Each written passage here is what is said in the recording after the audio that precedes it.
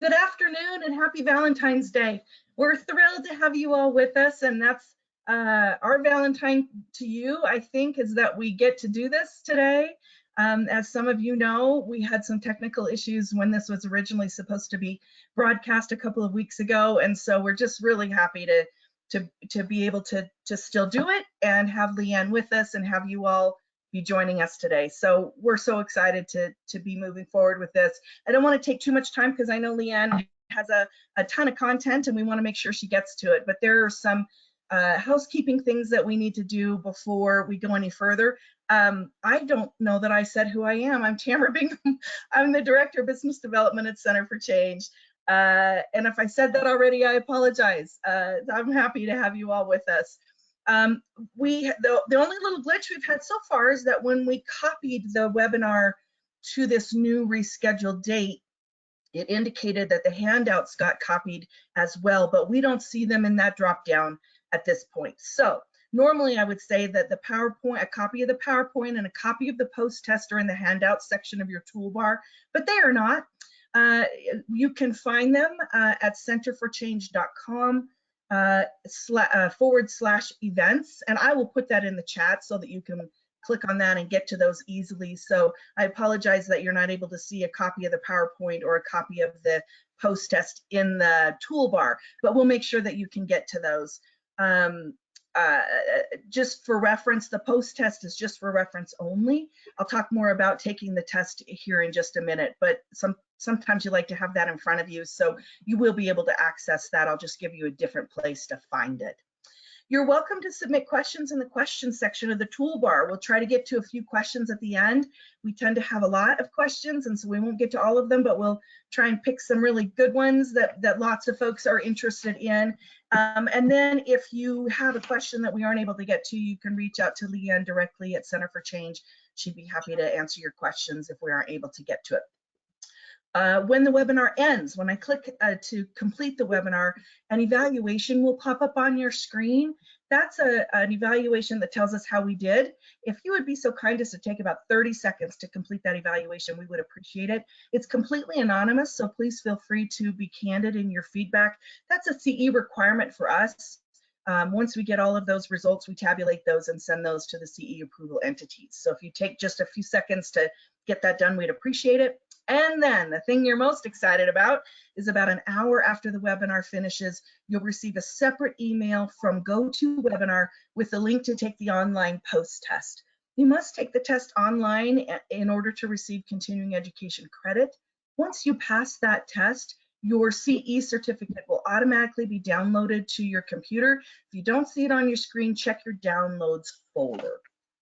I'll remind you of those last couple of things when we come back after we answer questions and before we end the webinar, so that you'll be reminded about how to do the evaluation and take the online test as well.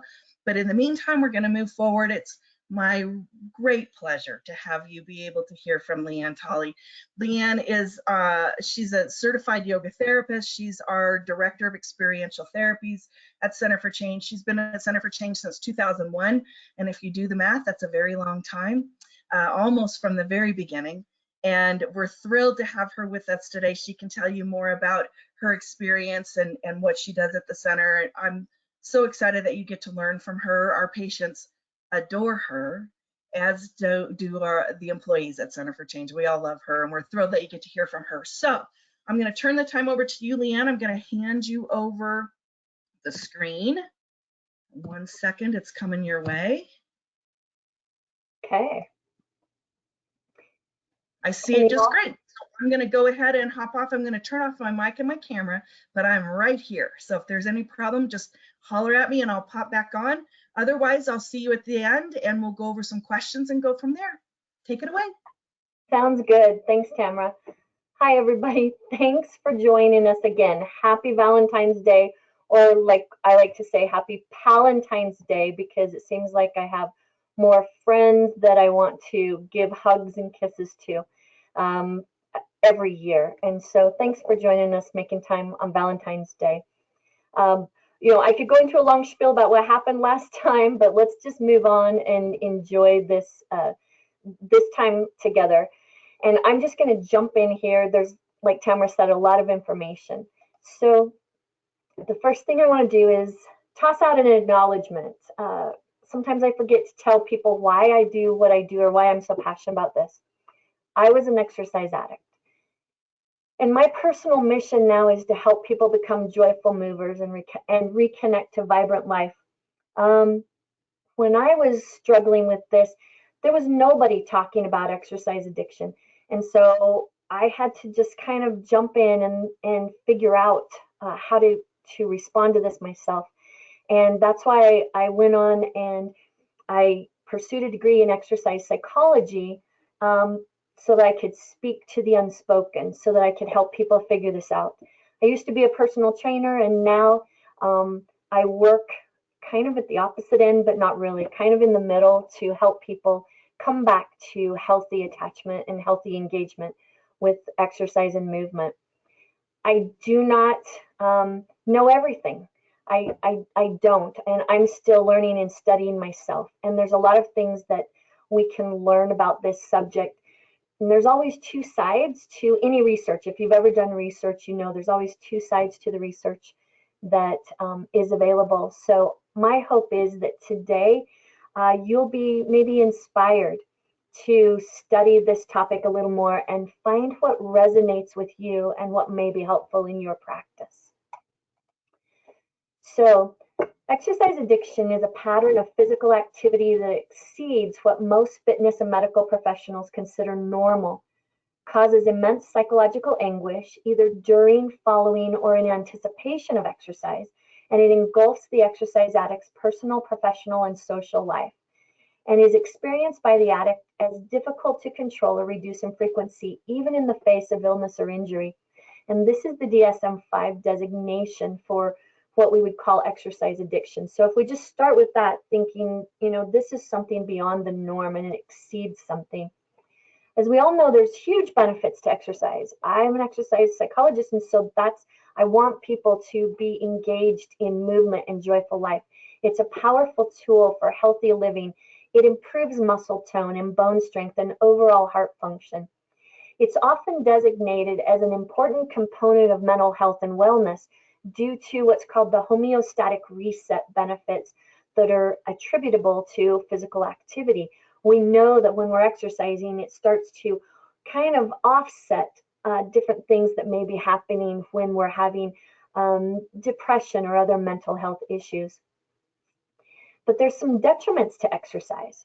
Excessive exercise is typically not a marker of other mental health disorders. Rather, sedentary lifestyle is more indicative of most mental health disorders, generalized anxiety disorder, major depressive disorder, other things, a lot of sedentarianism that happens. And so encouragement to increase physical exercise is appropriate and really important for certain attributes of mental health disorders. But excessive exercise is a significant marker of eating disorders and may therefore have the opposite effects that we desire from exercise. Excessive exercise may also be a mental health issue in and of itself. I've worked with a lot of extreme athletes who have an issue with excessive exercise that may or may not be attached to an eating disorder. However, one interesting thing is that when we start to study and research exercise and eating disorders separately, they are so interrelated that we can't study one without the other in some form. So we know that they're highly correlated. Well, why should we be worried? I mean, isn't exercise good for us? Shouldn't more people be exercising? Don't we have a problem with people who don't exercise? Well, we have these societal norms or laws that create bumper lanes to help us kind of understand self-selection limits, like alcohol and tobacco use, or sedentary behaviors, or nutritional intake. We have some ideas in our societal norms of what are the bumper lanes, what are the minimum and maximum, where we should be. But unlike other self-selected activities, we have little identification of upper limits for exercise. So when we say, well, what is normal or moderate, that could mean, a lot of different things across the board. What is too much? Well, for one person, what is too much might not be the same for another person. And then who is at risk? And I always get patients and family members and clients and just people that I run into in general. Oh, it couldn't be me. I couldn't never have an exercise addiction. And so I explain it like this because a lot of people ask, well, why is there such thing as exercise addiction? And there's this fabulous study called Project Peanut Butter. And this is from Dr. Mark Maneri. He's a pediatrician. And in 2004, well, prior to 2004, he was tasked by the World Health Organization to try to figure out how to overcome or improve mortality rates in third world countries due to malnutrition, because what had been currently the best practices was not really helping, not really touching any part of that. And so he came up with this supplement that was based on peanuts and peanut butter. And it's been identified as a primary nutritional supplement to alleviate starvation in suffering areas of the world. It's truly a lifesaver. We can actually quantify the numbers of children and young adults who have been saved and who have recovered from malnutrition specifically due to this peanut butter supplement. So it's truly a lifesaver. Unless you're allergic to peanuts, and then you would probably die. Now, whenever I toss these slides up, I always get people who kind of nervously laugh. And that's okay, because it's true that it could possibly have detrimental effects. That doesn't negate that peanut supplements and peanut butter save millions of lives every year. And so similarly, we can think about exercise as that. Exercise may be a lifesaver for many individuals unless you are addicted. And then we run into some problems. So in normative populations, exercise is good for your mood, it's good for your heart, good for your muscles, good for your bones. But in addictive populations, exercise may be set to avoid our mood. It can be stressful on our heart, especially in eating disorders when our heart has gone through malnourishment and remodeling, and it can be very stressful on the heart to add exercise on top of that. It can be harmful for our muscles. One of the things I speak to my patients about is the fact that our muscles are connected to our bones through connective tissues and tendons, ligaments, and soft tissues. And when we are dehydrated in our eating disorder, those connective tissues that should be soft tissues, they should be like saran wrap or plastic wrap and very pliable. When we're dehydrated, they become more like tissue paper. And so as we start to move, we may feel or appear as if we are at a normative movement capability, but internally it can be very harmful for our muscles and similarly very damaging to the bones, especially because anorexia and bulimia and other forms of eating disorders tend to coincide, or we tend to have bone issues.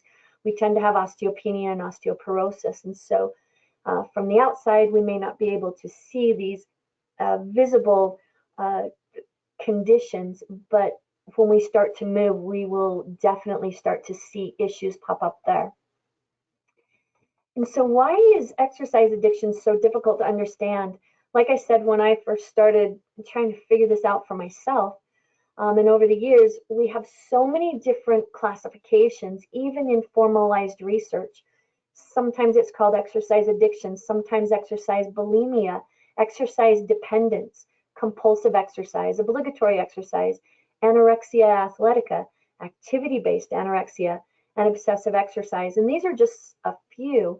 And so to try to even gather data to read about this issue can be difficult because there's so many variable terms that it might be classified in different research articles and studies. One thing that we can see, though, is what we call sickness behavior. And this is often present when we have exercise withdrawal.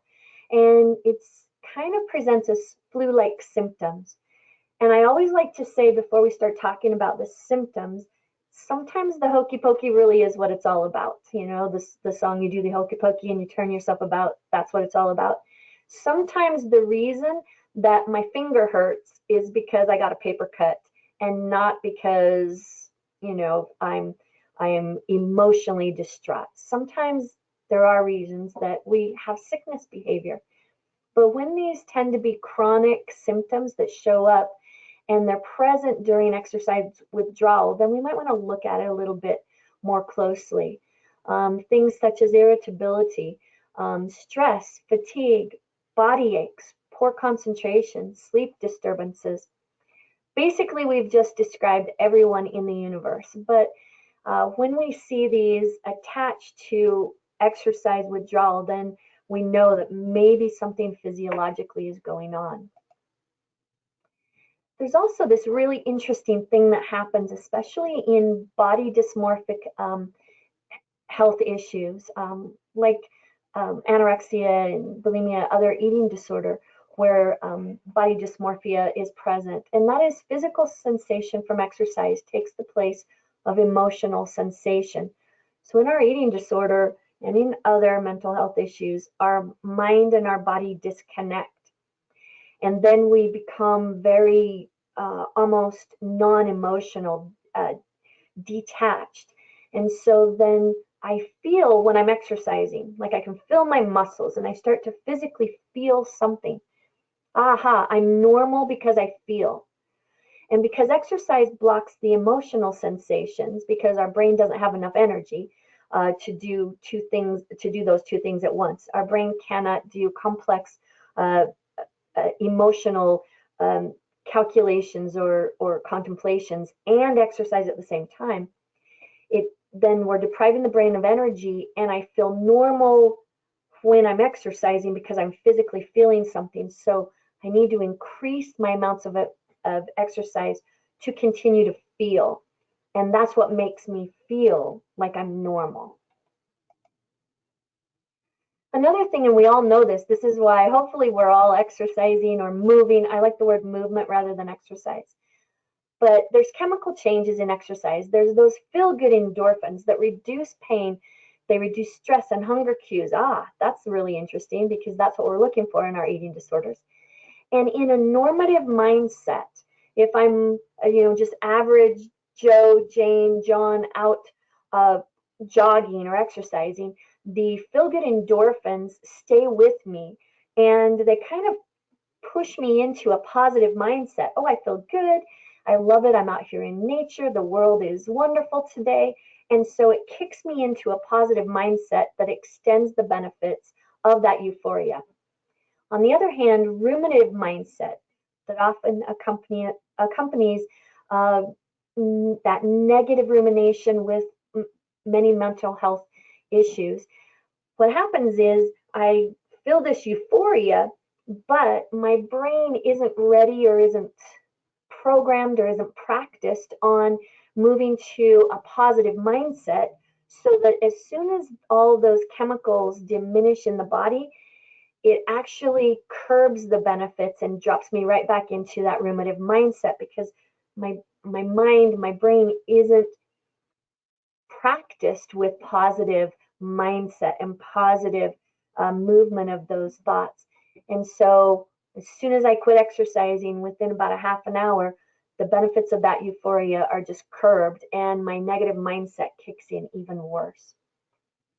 Another thing that happens when we're exercising is adrenaline rush, and it's fabulous, right? But one of the things that happens with that adrenaline rush is it shuts down higher functioning to increase energy to our extremities for fight or flight. And it's actually flight or fight because flight comes first, but linguistically it's easier to say fight or flight.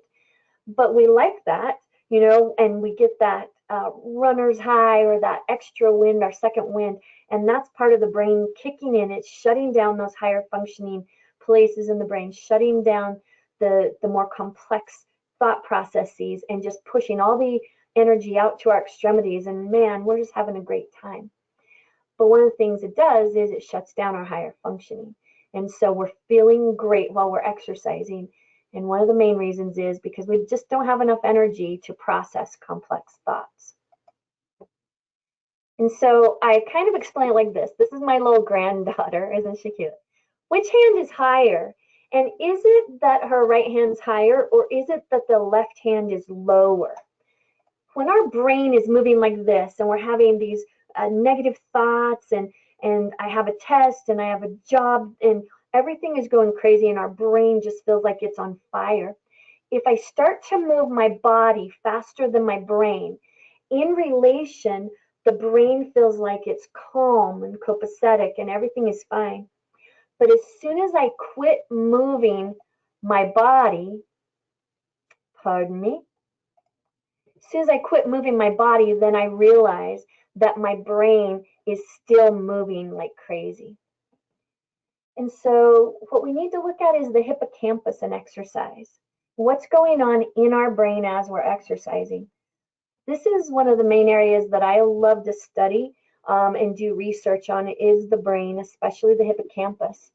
And so if we think about it, the dorsal aspect, which is the front aspect, it sits right up here, kind of behind the ocular nerve, right in there. And the dorsal aspect has reference to like spatial relations and short-term memory and physical balance and emotional regulation. And so it's one of the few places in the brain that actually regenerates perfectly, or almost perfectly, as close to perfect as we can get throughout our lifespan, as long as we are doing mild to moderate activity. And it feels really good. And so when we are moving mild to moderately for a lifespan, then our spatial relations, like which direction is north, we tend to keep that a little bit more significantly. Our short-term memory tends to be a little more distinct and clear. Our physical balance tends to be better, and our emotional regulation tends to be better. However, when we do excessive exercise, this really interesting thing happens. It's like a teeter-totter. And it kicks energy into what's called the ventral aspect, which if we look at the brain right there, it's that low part, down low, and it's right next to the amygdala, or close to the amygdala. And it has to do with anxiety and fear and fight or flight and emotional dysregulation. And so if we tip the teeter-totter and our exercise becomes excessive, it's kind of like this. In the front of our brain, our prefrontal cortex, I am choosing to exercise 6 hours a day. That's just my choice. But once I start exercising and moving that much, the hippocampus kicks in and it says, dude, I know that nobody would move this much unless there was danger or a dinosaur somewhere. And so then it says, move or die. And so it kicks the energy down into that ventral aspect, which then triggers fight or flight, anxiety and fear, and that emotional dysregulation. And as that becomes bigger, the dorsal aspect of the hippocampus becomes smaller. And so we start having issues with remembering things. We start having issues with our balance. We start having issues with emotional regulation.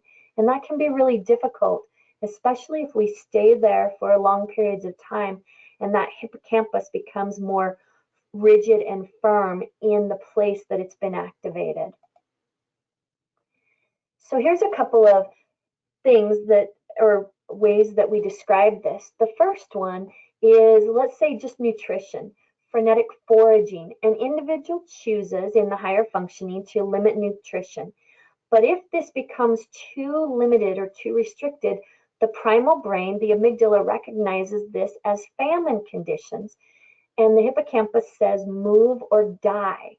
That's why in a lot of our eating disorder patients, you might see that frenetic energy where their fingers and toes are constantly moving. They constantly have to shake their foot. They constantly have to shake their hand. They constantly have to tap something. They constantly have to have a fidget popper or some type of toy with them, which typically those toys would be self-soothing. But in this circumstance, it actually becomes more agitating, and it just keeps triggering that frenetic foraging to ramp up more and more. Same thing with what we call frenetic flight. The individual chooses to move excessively, but the primal brain recognizes this as danger, and so the hippocampus says, move or die. Yeah, and so we get that frenetic movement, frenetic flight, along with frenetic foraging. Interesting enough, though, exercise addiction is not a linear progression. It's a scatter pattern. In other words, it's not like a 0 to 100, and if you score 59 on the assessment, then you have an addiction. If you score 40, you don't have an addiction. It's actually this scatter pattern that follows the 7 criteria for addiction from the DSM-5. So tolerance, we need increased amounts. Our body builds up a tolerance, or in other words, we're not getting the same benefits, so we need to do more and more and more. Withdrawal, when we're not exercising, we get anxiety and guilt, sleep issues. Lack of control, we're unable to reduce or quit. In other words, not that I have a rigid addiction, but once I start, I can't stop in that moment. And then intention effect, I'm unable to control my time or my routine. I have to do this at this specific time. I have a very rigid pattern that I have to follow. And then preparing for, engaging in, or recovering from exercise. Any of us who have maybe done excessive exercise know that there's a lot of recovery time that happens afterwards. Then a couple of the hardest ones, the reduction in activities. This leads to a loss of social and familial and occupational activities. And the continuance, we engage in exercise regardless of consequences. I taught group training or group fitness and kickboxing and aerobic step and high-low and all of these things for years. And I now have several stress fractures in my right foot that just will never heal. They'll be with me forever.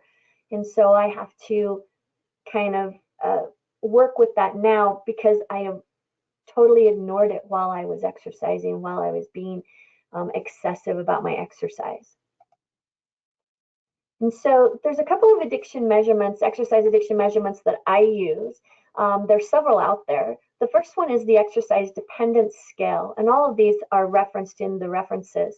And then the second one is called the obligatory exercise questionnaire. And the third one, compulsive exercise test. And I use these 3 in combination with each other because the questions are very similar, but when you put them all together and score them kind of as a bundle, it gives us a better view of what's really going on, and we can really fine tune exactly where someone may be having issues. We can also fine tune if somebody's not having issues, but they're just kind of moving in that direction. And so we can start to bring this to someone's awareness. And then the final one is the exercise addiction inventory. And that one I use as a standalone also. But all of these measurements are basically assessing where in that scatter pattern an individual may be having issues with exercise. And then one of the best research projects that I've seen is this, and it's called the interactional model of the exercise paradox. And I have to just put a little disclaimer in here. I am an NFL football fanatic.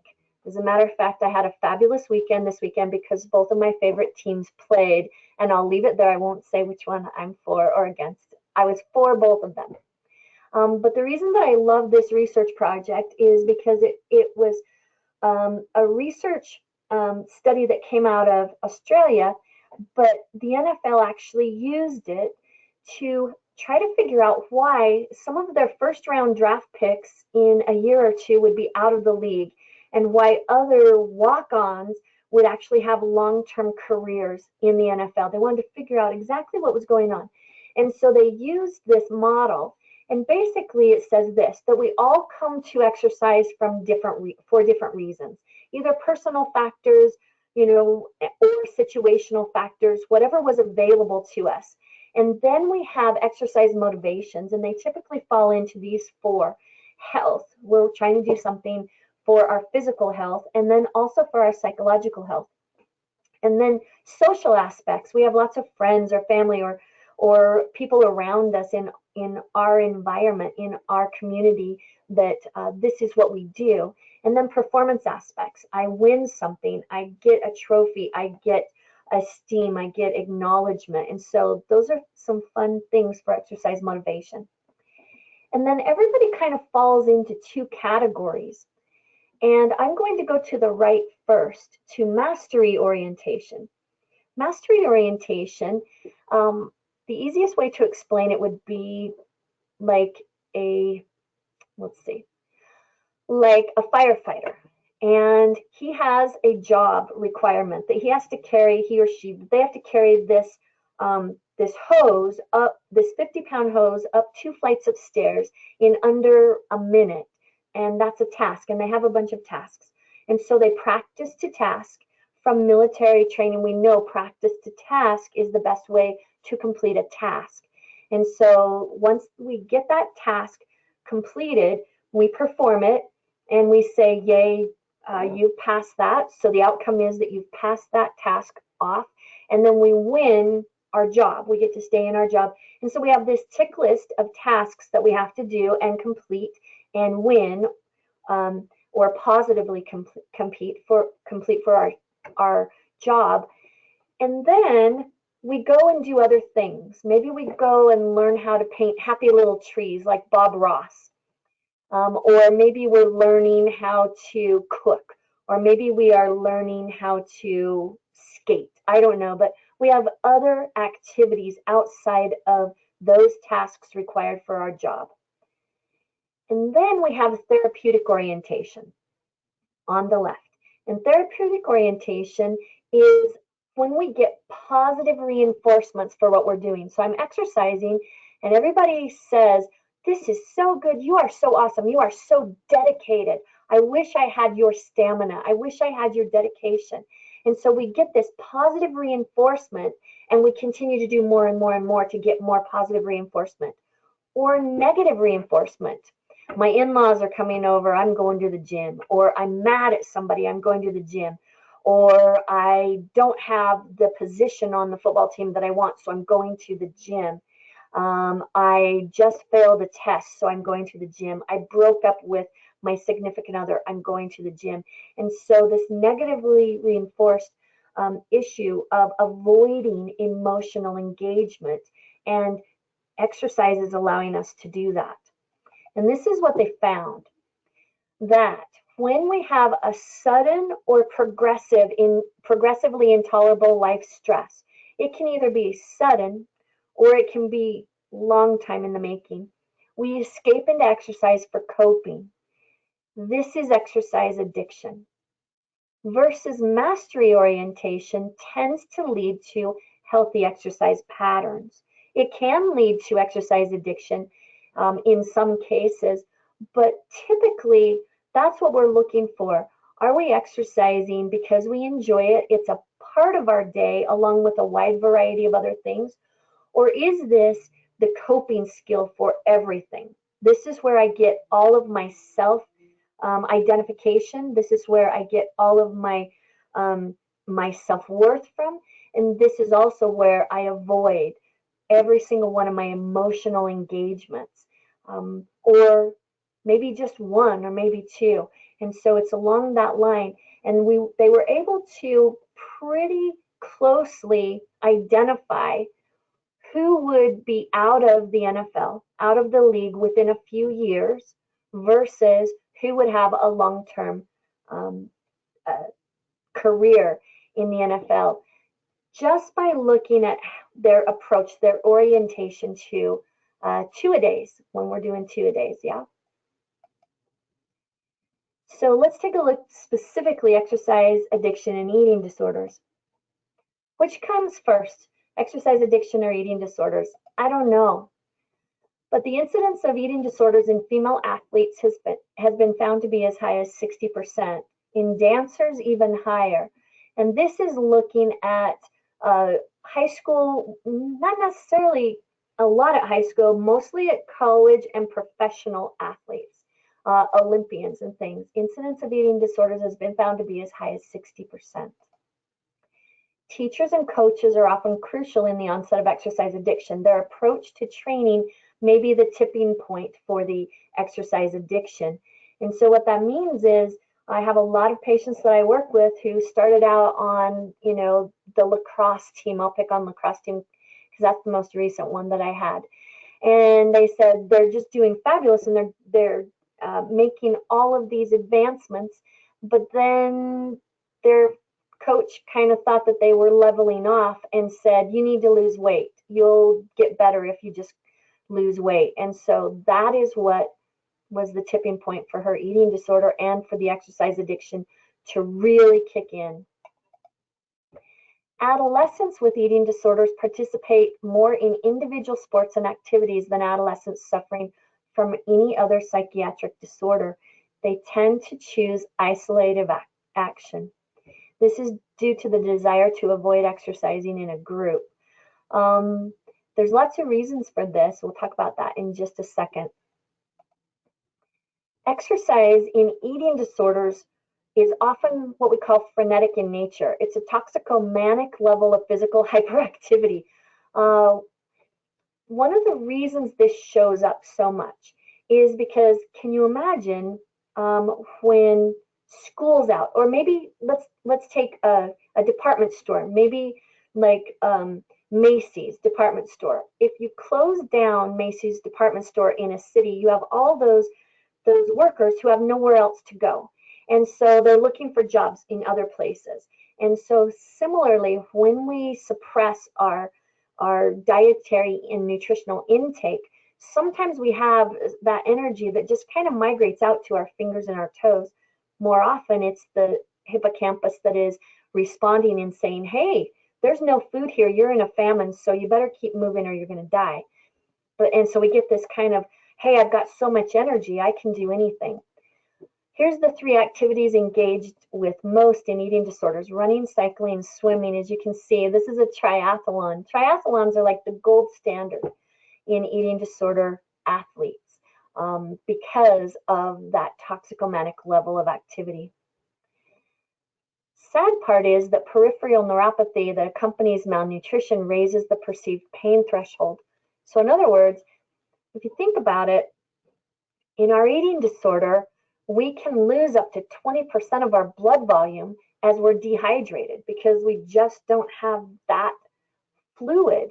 And so when we have that low level of blood volume, then what happens is the blood basically says, I don't have enough volume to stretch all the way out to the fingers and toes. And so I'm not going to go out there unless you wiggle your fingers and toes. And so we start to have those capillaries and things that kind of pull back, and the blood flow isn't going all the way to the tips of the fingers and toes.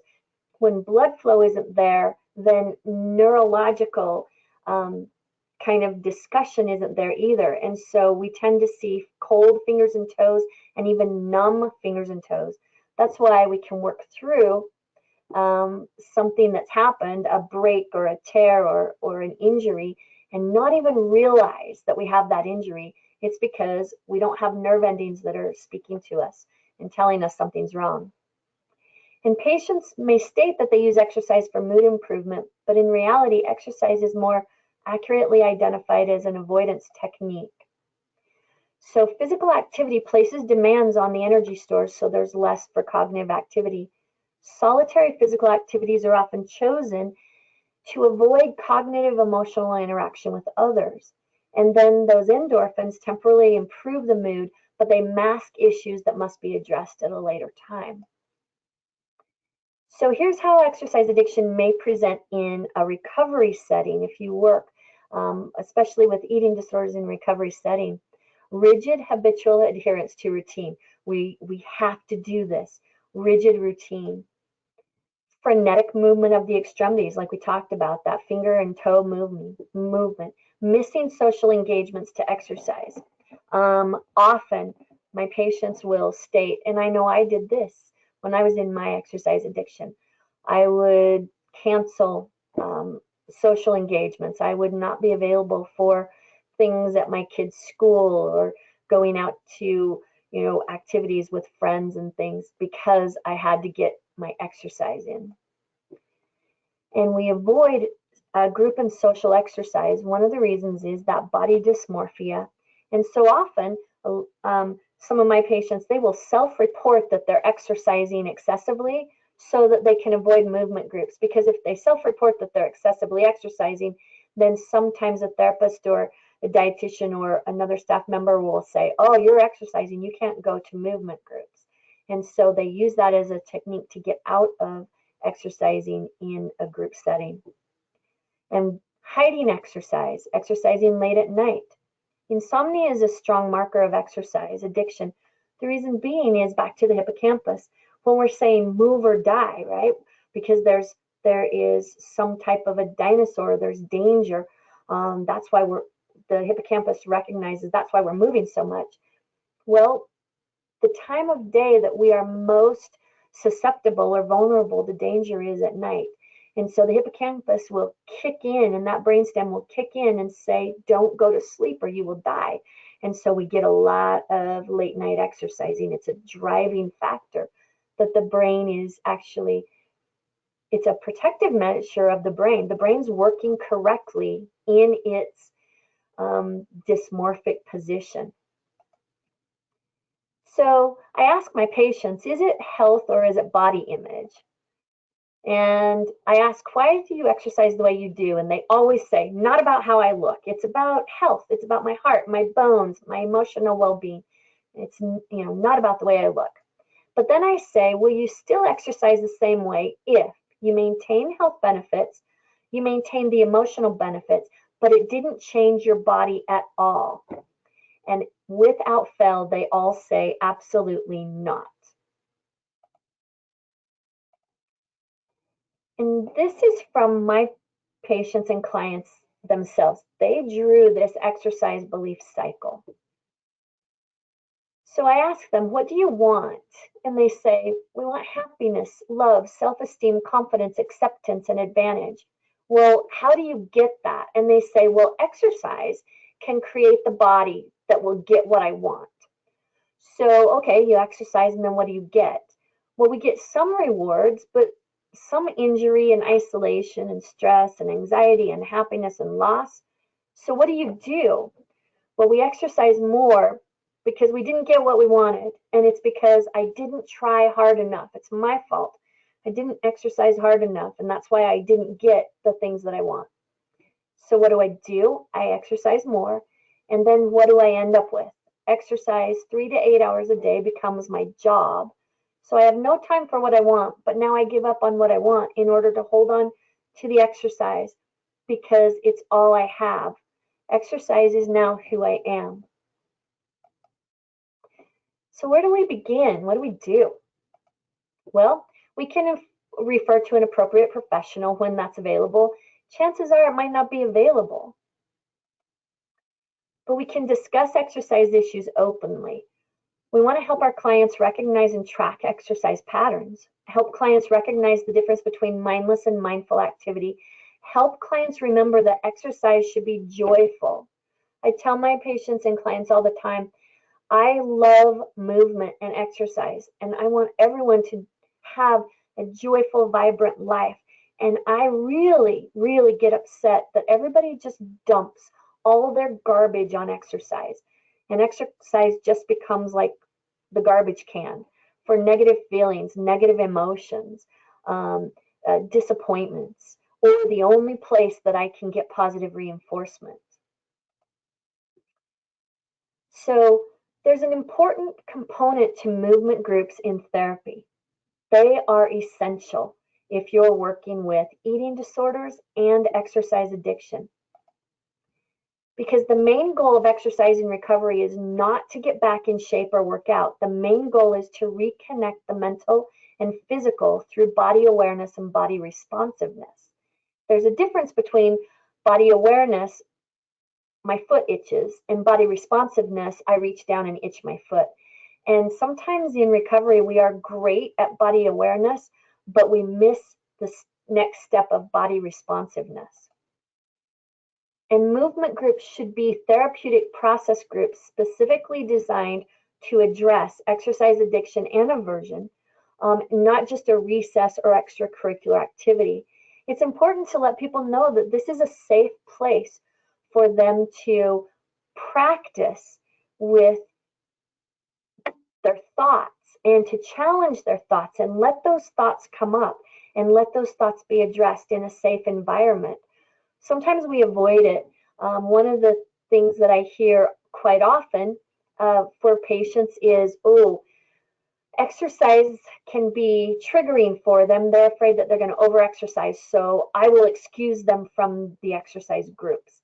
And I just respond, well, then where are they going to learn how to deal with this situation? And so we want those groups to be open and honest and available to address those issues. And we want objective versus subjective markers. Who are you proving it to? So I'll give you an example. I had a professional cyclist that I worked with several years ago, and they loved cycling. And I said, well, what do you get out of cycling? And they said, well, I get all these markers, like I improve my time or my distance, my endurance, my reps. I get rewards, I get trophies, I get all of these other things. And I said, okay, what else do you like to do? And the patient said, well, I like to paint in my downtime. And I said, great. And we were sitting in my office, and I asked the patient to point to the painting in my office. There were 2 or 3. I said, which one wins? And she just laughed and said, oh, you can't ask that question because they're different. And I said, well, no, which one wins? And she said, well, it's subjective and it depends on what you're looking for and what you like. And I said, exactly. And so I challenged her to change her markers from objective to subjective. I said, I didn't tell her she can't cycle. I said, but go out and look for the enjoyment. Cycle with someone else that you can talk to while you're doing it. For the social engagement in this activity that you love. For the personal satisfaction of, yeah, I can cycle and it's not addictive. And for body awareness, how does your body feel as you're doing this? Let yourself move to subjective markers rather than objective markers. Also, mindless versus mindful activities. We want to make sure that we're not staying in that repetitive action that we can zone out, but we move to variable intensity, unique patterns, ebb and flow that requires us to stay aware. This is one of the reasons I focus to start on yoga. We do lots of other activities. I teach lots of other types of movement groups, strength training and dance and dramatic interpretation and all sorts of different movement groups. But I start with yoga because it helps the individual stay mindfully attached to the present and minimizes hyperactivity. It encourages them to stay connected to body sensation, and it improves that body responsiveness as well as body awareness. We want to embrace that concept of social leisure rather than activity versus competitive. In the exercise addiction and eating disorder populations, there's a lack of social leisure activity regarding movement and exercise because it's considered obligation or a necessity. Social avoidance is common, especially in anorexia nervosa. Difficulties in social adaptation have been observed, particularly in leisure activities. It's important to help patients explore their attachments and aversions to various types of activities. Let's figure out why.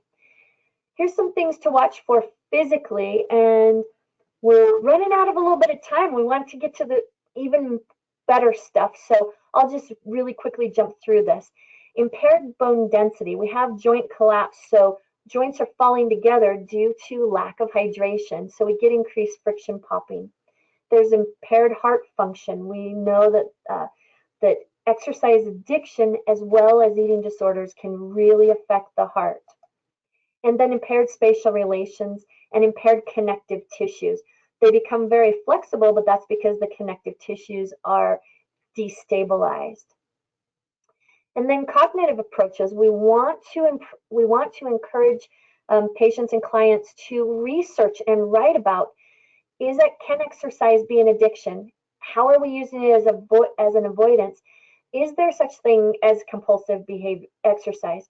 What's the relationship between body image and exercise? And the relationship between depression or anxiety and exercise? Exercise can be fabulous. It can also cause problems. Here's one of the things to remember. Don't let the thing become the thing. I love to run. This is from my previous life, right? Running alleviates my tension and stress. If I don't run one day, I feel guilty. This creates tension and stress. I must run more the next day to alleviate the tension and stress caused by not running. So the thing has become the thing. We do not want our coping skill to become the anxiety creator in our life. We need to move it around. The other thing we need to do is create a gap. I used to draw a line and say, here's my line, and I won't cross over it. However, I used to stand there and lean into it a lot. And it's kind of the feeling, have you ever stood on top of a tall building? And if you want, you can try this today sometime. Just stand up and lean forward like you're looking over the edge of a tall building. Your body will naturally pull you back past that line. And so our body's natural inclination is not to stand so close to a line that we can lean over it. So we can't just draw a line. We actually have to create a gap. It's like a buffer, right? And so in my life, for my exercise addiction, I had to put the gym into the gap. I don't go to a gym anymore because I know that that can be very challenging for me. However, I do so many exercise and movement activities. I don't need a gym, but I put the gym into the gap because I knew that even getting close to that would tip me back in. And so that's one of the things that working with exercise addiction requires is creating a gap and being willing to put something into the gap. And here's some things that you can look for just in general. Significantly repetitive activities may be a sign of obsessive compulsive issues. Repetitive activities lead to mind-body disconnect. When we say I could do it in my sleep, that's because literally that's what we're doing. Solitary activities are more likely to facilitate eating disorders. 98% of eating disorder patients primarily engage in solitary exercise, especially late at night, early in the morning. So here's what we can focus on. Focus on social enjoyment of exercise often leads to a reduced risk of eating disorders and exercise addiction. However, focus on physical enhancement or psychological coping benefits of exercise may increase the risk of exercise addiction. Encourage change and accountability through the practice of decision making and variety. So here's where we get to the great stuff. We're going to light up the whole brain. Isn't this the most fabulous picture you've ever seen? This is a picture of our brain actively engaged without the white and gray matter. In other words, they've been able to filter that out. The reason I love this picture so much is because this was done at the University of Utah, here in Utah, just a few years ago, that we were able to image this. And I love this picture. This is actually your brain. And what we want is to create variety. Creating variety helps us to overcome most addictions, in my opinion, but especially exercise addiction. And here's how it works. We tend to be good decision makers, but really bad decision momenters. In other words, have you ever done something really fun and you say, wow, that was so fun, I need to do it again. And then you never do. You made the decision, but you didn't choose the decision in a moment. Or have you ever met up with somebody you haven't seen for a while and you say, oh, it's so good to see you, we need to get together. You've made the decision and then you never follow up. So you didn't choose the decision in the moment. So we are bad momenters, but we're great decision makers. So we are going to get creative to create variety for exercise and movement. One of the things that will happen for people who are told no is the first thing they're going to do is go do that thing they were told no. So when I work with people who have exercise issues and they've been told, no, you can't dance anymore, or no, you can't run, or no, you can't play basketball, whatever it is, the first thing they're going to do when they leave that office is go and do that thing. I don't believe in saying no. I believe in saying yes, but let's say yes to variety. So here's how it works.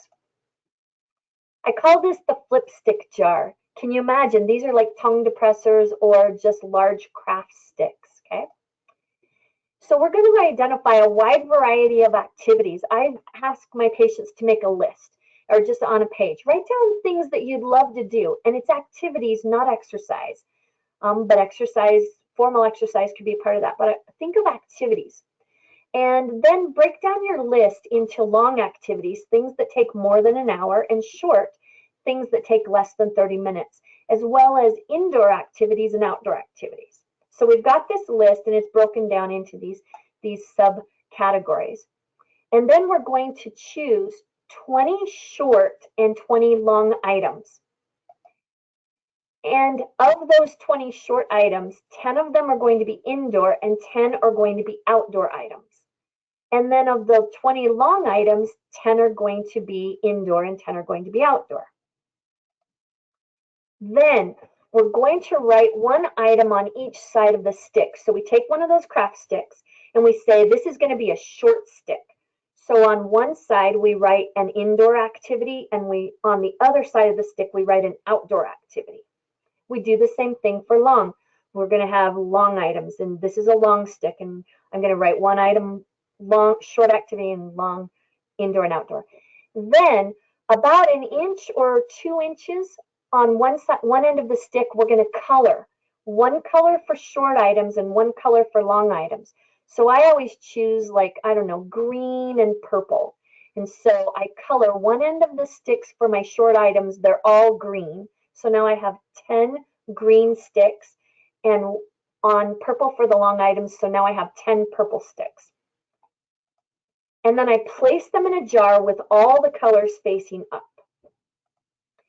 Then when I have time during my day, if I have an hour to do something, I'm going to choose a purple stick because that's long. Or if I only have 20 minutes, I'm going to choose a green stick because that's short. And I'm going to complete the item. Now, on that stick, one side is an indoor, one side's an outdoor. Just in case it's the middle of January in a blizzard and I can't go outside, I could do the indoor. But I have to do one of those items. No double dipping. I can't put it back and say, oh, I didn't like that, I'm going to do something else. Because that doesn't, you've already made these decisions. These are your decisions, so no double dipping. And then you turn the stick over and place it back in the jar so the non-colored end is face up. And you keep choosing until all the sticks have been flipped. And that's how flip sticks work. And so for my clients, if they're a runner, I'll just say runner, I say, yes, you can run on one of those sticks, one. And so they have 20 sticks in there. And so in 20 days, they can run one time. So yes, they can run. I'm never saying no to them, but it can only be one time. And it gets them into this wide variety of activities, learning to make decisions in the moment, learning to move outside of yourself. And I always, for my clients, say, whatever the activity is, it has to be done socially with at least one other person there, because social connection draws us away from those addictions. The key to working with exercise addiction is variety. It's not saying no. And we never want to give the concept or give the answer, the response that you should not exercise. That is not something that is even viable for a healthy life. We want people to understand that there is a way to disconnect from unhealthy exercise and movement and then immediately reconnect into healthy life through variety and through paying attention to this and through recognizing that there's something else on the other side. It's not what we do, but why we do what we do that leads to a vibrant life. Have we got some questions? Yes, LeAnne, we do. We have lots of questions. We'll get to a few of them. Before we do that, though, I want to go over just the 2 last-minute things there. You know, we got lots of clinicians online, some of which you have to hop off at the top of the hour. So just 2 quick reminders. First, that when I stop the webinar here in a few minutes, let me start over. When the webinar ends, an evaluation will automatically pop up on your screen. If you would take about 30 seconds or so to please answer those questions, that would be really helpful. That's a continuing education requirement for Center for Change. Your comments are completely anonymous, so please feel free to be candid in your feedback. We then tabulate those results, send those to the CE entities after the fact. And then about an hour after that, about an hour after we end this webinar, you will get a separate email from GoToWebinar. It will look similar to the confirmation email you got when you registered. It will come from GoToWebinar. It will have the link in it to take the online test. You must take the online test in order to receive continuing education credit. Once you pass the test, your CE certificate will automatically be downloaded to your computer. So if you don't see it on your screen, look for it in your downloads folder. It should be there. All right, LeAnne, here we go. So let me get to where I need to be. Okay, first question, this is from Deborah. Deborah asks, can the peripheral neuropathy associated with eating disorders improve with treatment? Yes. Is that an Great. easy one? Peripheral neuropathy, a lot of times we understand peripheral neuropathy mainly through information that we see anecdotally with diabetes. Peripheral neuropathy with eating disorders can improve when hydration improves and also when neuroconnectors, neuropathways improve. Yes, with the caveat, right, that sometimes there is damage that is permanent. However, in my experience, and again, this is anecdotally from my experience, I have seen it mostly improve and recover and restore, unless there is diabetes that's also a kind of issue, and then that's a different story. And I am not an expert in diabetes. Got it. Thank you. Okay, I liked this next question. I thought it was really interesting. This is from Margaret. Margaret says, do you think there's enough research for APA to consider exercise and addiction in the DSM-5? Okay, so do you want to hear the story between the DSM-4 and the DSM-5? I was very peripheral to this discussion, so I'm not an expert. But when we were moving from the DSM-4 to the DSM-5, there was a set of entities who requested that exercise addiction be its own separate category. And what happened was, in the discussion roundtables, it was almost a 50-50 split, that half of the roundtable supported it and the other half said, wait a minute, we are saying that exercise is an alternative and improves all of these other mental health issues. Can you imagine if we now say, and it can be its own mental health issue? We'd be in trouble. And so they tabled it. From what I understand, like I said, this is just peripherally what I was involved with. They tabled it and stated in the DSM-6 and moving forward that they will readdress it. And I do believe it will become its own standalone diagnosis. Right now, it's a subclinical category of eating disorders. Interesting. Thank you, LeAnne. This question comes from Erin, and you talked about this quite a bit, but I just want to circle back a little bit. Erin says, how do you feel about patients still training for an athletic goal while working through eating disorder treatment? For some, they derive such joy and purpose from their activity that if they're restricted from, say, running during treatment, might that be counterproductive to take that away from them? Some intensive, hold on, I gotta scroll down. Some intensive treatment programs prohibit structured exercise. So you talked about not saying no and saying yes, but in treatment itself, how do you feel like that's best addressed?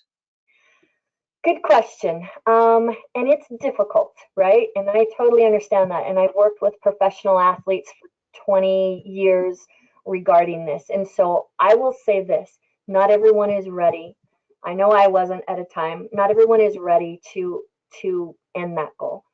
And I always say to my patients, why, luck of the draw, did we get exercise addiction as our issue and it wasn't peanut allergies or it wasn't cancer or something? It's just luck of the draw. And so I did, well, we won't get into my story, but I talk to my patients and sometimes I'm just very blunt and I say, if this is going to kill you, are you willing to die? I know at one point I was, and it took a lot to move to the other side of that. And so the second thing I say is, well, if you walk out of here today and you become a quadriplegic, does that mean your life is over? because you can't move. And they always say, no, I would find something else, another passion, another, or maybe just a paraplegic, right? So I have some ability. They always ask, well, could it just be a paraplegic or something? But I would find something else. And I always say, if you're going to find something else, then why not find something else now? I'm sorry, not every passion is going to be achievable in life. And that's tough. And I know that I have patients who have run the Boston Marathon. And that is their identity, right? I work with a lot of dancers. I know that I used to say what I tell my patients and clients is quit. We do this swag tattoo, right? We swag tattoo ourselves. We wear like our dance, and I'm so-and-so dance team, or I'm so-and-so university swim team or whatever. And we tattoo swag all over ourselves. And then we wonder why no one asks us anything about ourselves except that, because that's all that the world is referencing us as. And so then that's all we reference ourselves as. And not every passion is attainable. And I know that was my only outlet.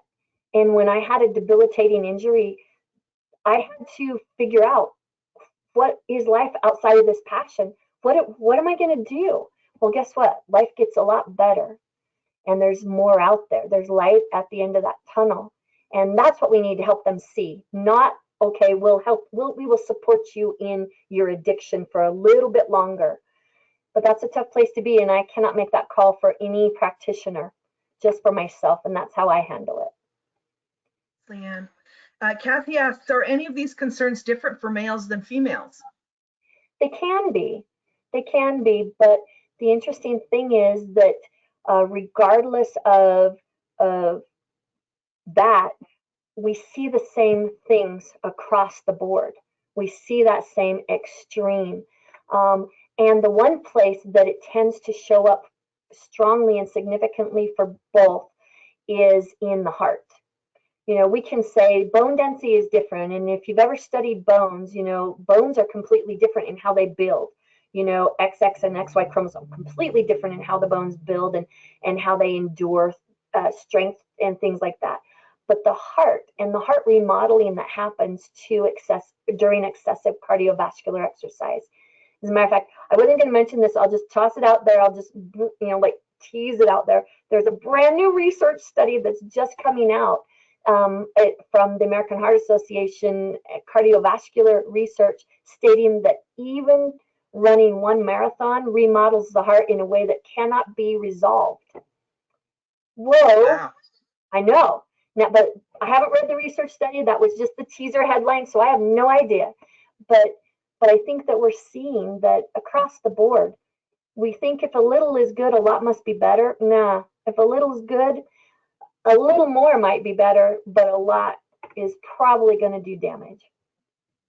Thank you. We'll do one more question because we're way over, but we want to try to get to this as many as we could. This is from Allison, and Allison says, any thoughts on how to help a client who's in denial about being addicted to exercise? How to move them from that stuck position?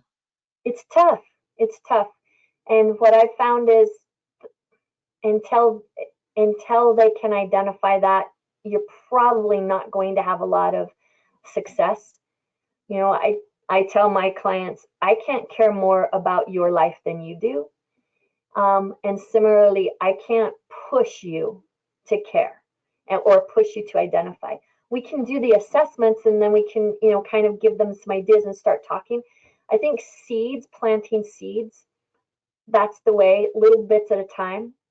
And in movement, if there's movement in recovery, I strongly believe in movement in recovery. That's the only way you're going to change, because you have to give them something. You have to give us something to do and some positive light to reach for. And so if anybody else has any other questions, please feel free to email me, and I'm more than happy to see what I can answer. Thank you, LeAnne, and thanks everybody for attending today. We're so happy that you joined us and that you were able to reschedule with us, and we were thrilled to have LeAnne with us today. So thanks everybody, stay safe, stay well, and hopefully we'll see you next time.